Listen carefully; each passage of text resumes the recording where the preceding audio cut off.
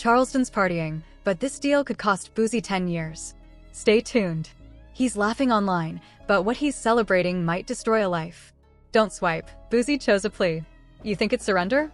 Think again. Point 1 live stream. One wish for death, and a whole clout war explodes. Here's the timeline. Imagine losing 10 years while someone live streams his celebration. This is why it stings. Charleston's out here popping champagne, but Boozy's plea wasn't a choice, it was survival. 10 years could be on the table. I'll show you how we got here, step by step. He mocked the family, he bragged, he snitched. He hopes Boozy rot in jail, but this story started long before. I've got the receipts and the turning points, watch the whole thing. Charleston White couldn't wait to celebrate. The moment news dropped that Boozy had taken a plea deal in his federal gun case, Charleston was online laughing like he won a prize. He even said he hoped Boozy would never come home again. That's how far he took it. But here's what people forget. Boozy didn't take that deal because he woke up one morning and felt like giving in. He took it because this case has been hanging over his head for years, slowing him down, blocking opportunities, and weighing on him every single day. He even said it himself. The stress, the waiting, the travel restrictions, it has all worn him out. Imagine living with that kind of pressure.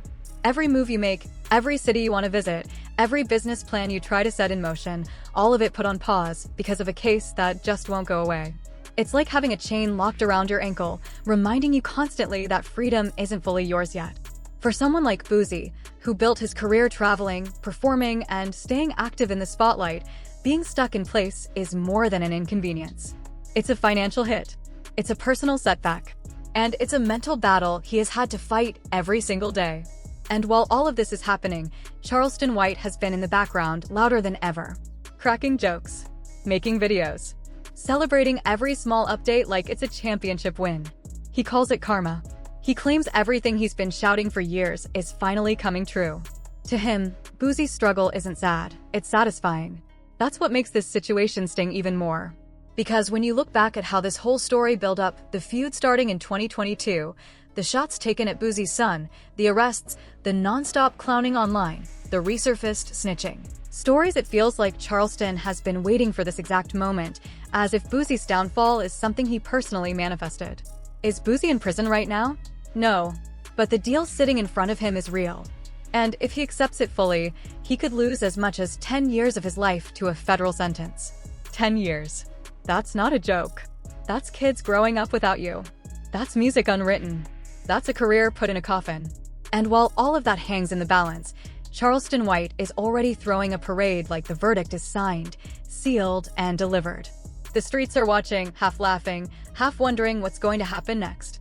Because if Charleston is celebrating this loud while Boozy is still technically free, just imagine the chaos he'll unleash if the judge actually locks Boozy up. Cameras on. Live stream running. A brand new wave of trolling that will hit the internet harder than ever. But beyond the noise and the drama, there's something bigger here. A life was lost. A family is still hurting. And somewhere in the mix, they want to see true justice, not entertainment. That's the real heart of the story. People can argue about street rules, loyalty, or karma, but a human being didn't make it home. And that alone means there must be accountability from whoever is truly involved. So maybe that's why the world is watching this case so closely. Not just because it's Boozy. Not just because Charleston is laughing. But because everyone knows that once this finally reaches the finish line, someone's life is going to change forever. Whether it's about justice finally catching up, or another man falling under the weight of his past. Only time will tell. And until that moment comes, the tension won't fade, the rumors won't stop, and Charleston White definitely won't quiet down. Because in his mind, this is the victory he's been waiting for. And he wants the whole world to hear him celebrate. This case didn't start with the feds either. It was a state case at first. Then the feds grabbed it and everything changed. For a moment, things actually looked good. A Supreme Court ruling helped him and the judge threw the charges out in 2023. Fans cheered. They thought it was over. Boozy thought he finally got his piece back. Then 2024 hit, and the feds came right back. Same charge. Same fight. Just way bigger consequences. A felon having a gun, the feds don't play with that. If he goes to trial and loses, he could be gone for 10 years. And that's a risk even Boozy wasn't ready to take again. So he took the plea deal. He told fans on social media, "I thought this case was over, but God doesn't make mistakes. I'm tired of fighting. That one line showed everything. He's exhausted. He's trying to trust God. And he knows what might be coming. Meanwhile, Charleston White is online celebrating like it's New Year's, yelling that Boosie is finally going to jail, joking that Boosie won't see his new baby walk or talk. He keeps saying the streets have no protection, that God doesn't cover street life. And as loud as Charleston is right now, you can see something different in Boosie. His energy isn't the same. He's not clapping back like he used to. He sounds like a man who's been fighting too long. People who've watched Boosie's journey know he's been running from this moment for a long time. Now it's finally caught up, and the world is watching to see what happens next. Boosie has been fighting for his life since his Baton Rouge days, dodging bullets in the streets, battling charges in courtrooms, and pushing through serious health scares. Every time he survives one storm, another one shows up. But this time, it feels heavier.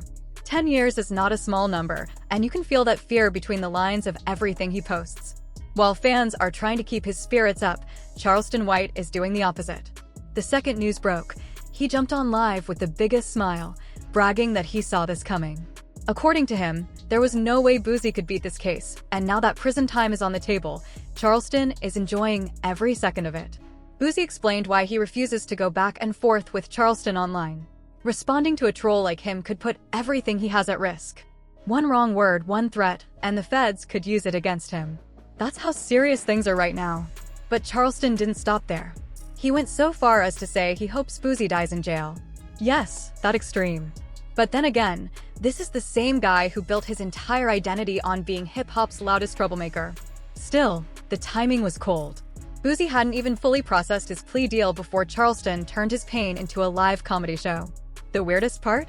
Charleston seems way too invested. Every time Boosie has legal trouble, Charleston pops up immediately laughing, mocking, almost celebrating it. Fans started asking a real question. Why does Charleston hate Boosie this much? This isn't just random trolling. There's history here. It all traces back to late 2022, the moment Kanye West wore that White Lives Matter shirt and shook the culture.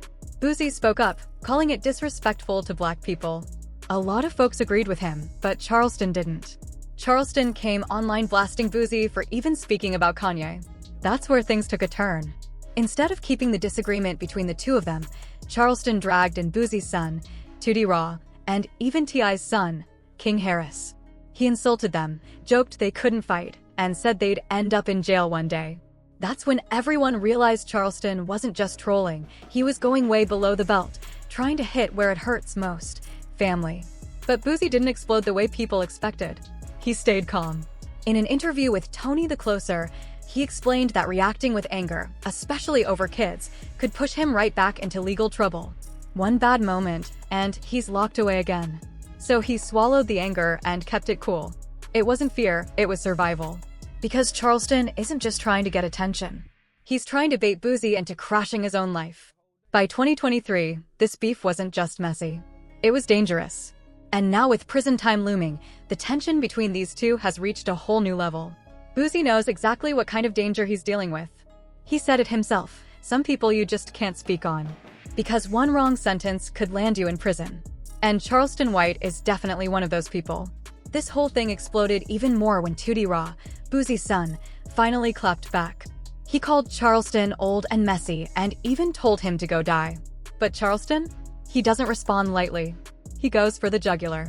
He got online and said, "I hope your daddy dies from diabetes. I hope they stop sending his insulin." Who talks like that? He wasn't just trolling anymore. He was wishing death on Boosie just to hurt 2D. Then things crossed into real life. 2D was later arrested on gun charges, and Charleston bragged like he set the whole thing up. He said he snitched, sent pictures to the police, and tipped off the Department of Public Safety. Then he took it even further. He claimed the cops were watching because Boosie was a 6-time killer using kids to do his dirty work. That's when fans realized this wasn't internet jokes anymore. This beef was starting to cause real consequences. And Charleston wasn't done. Just a few months later, Boosie was arrested again, right after a court appearance in San Diego. And Charleston celebrated like it was a holiday. He jumped on live saying this was God's plan, comparing Boosie to Daniel in the lion's den like prison was some holy lesson he needed to learn. People couldn't tell whether he was preaching or trolling, but either way, it was cold. Eventually, Boosie addressed everything on Vlad TV. He admitted he didn't want Vlad interviewing Charleston anymore, Not after the disgusting comments about Tootie. Boozy made it clear he wasn't scared. He was simply trying to protect his freedom. His exact point was clear. Charleston has already helped put people in prison. If Boozy snaps and says the wrong thing, he could be next. Boozy isn't backing down because he's afraid, he's backing off because he's smart. Meanwhile, Charleston kept stirring things up. When Aiden Ross wanted Boozy on his stream, Boozy backed out to avoid more drama, but Aiden flipped the story, saying he canceled out of loyalty to Charleston. That lie spread everywhere until DJ Vlad stepped in, blasting Aiden for supporting a guy who had openly praised Hitler and denied the Holocaust. That whole situation proved something big. Charleston's influence isn't just in hip-hop anymore. Even young streamers are dropping his name for clout. And still, Charleston refuses to let the Boozy beef go. If anything, he's pushing harder than ever. By March, Charleston White was back at it again, this time claiming Boozy had told promoters not to book him.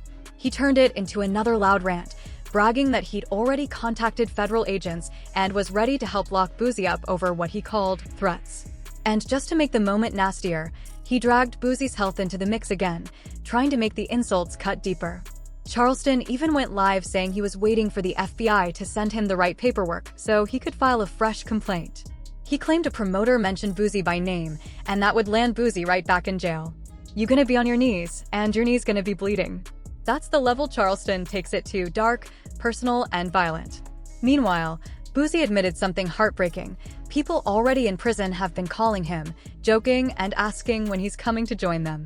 He's already facing the pressure of a possible 10-year stretch, and now even inmates are clowning him before he walks through the gates. Charleston knows exactly what he's doing, adding humiliation on top of fear.